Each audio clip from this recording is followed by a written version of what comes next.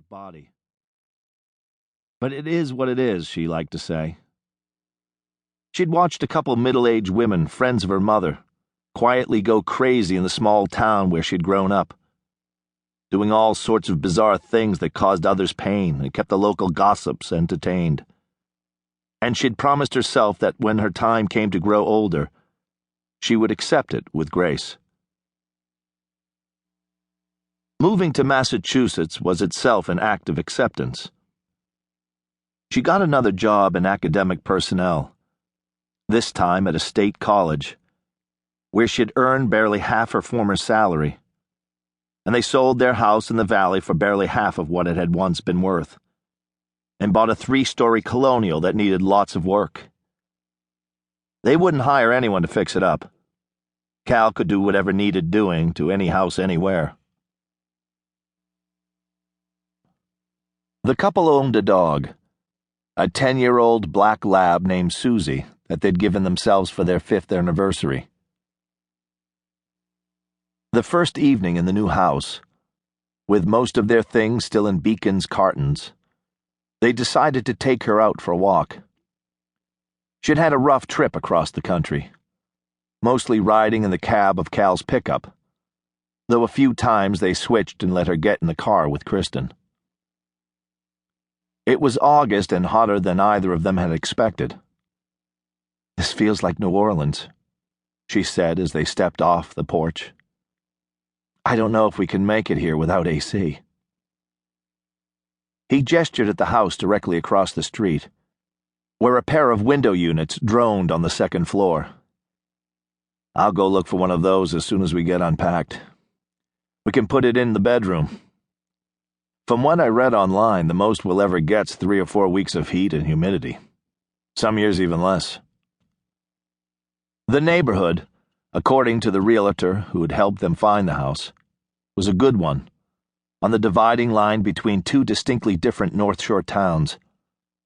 The one to the east, Cedar Park, was a little more upscale, with a fine seafood restaurant and a Mexican place the lady claimed would pass muster even with Californians. It also had a bakery where you could buy real Irish soda bread, a couple of nice cafes, several antique stores, and an antiquarian bookshop. They never bothered to remove the Christmas lights on Main Street, she told them. So even a balmy summer night seemed to hint of nutmeg and cider, and you almost expected to hear sleigh bells. An early temperance movement stronghold, it was still legally dry, though you could get a drink in both restaurants, provided you first ordered food. Montvale, the town to the west in which they technically resided, though its center was farther away, had a grittier blue-collar air. According to Wikipedia, back in the 70s it had earned an entry in the Guinness Book of World Records for the highest number of gas stations in a 1-mile stretch. Most of those were gone now, apparently displaced by liquor stores. The day they made the offer on the house, Cal had counted 7. Chains like CVS, Walgreens, Stop and Shop, and Shaw's were driving out the mom and pops. But he'd noted 2 independent hardware stores within a few hundred yards of each other. He hoped to scope them out over the next few days. "A lot of things seem strange here," she said as they turned down the sidewalk. "Like what?" She nodded at the house they were passing.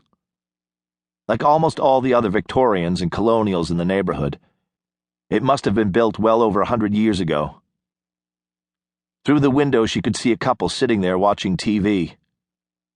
Dropping her voice, she said, "Their car has an Obama sticker on it."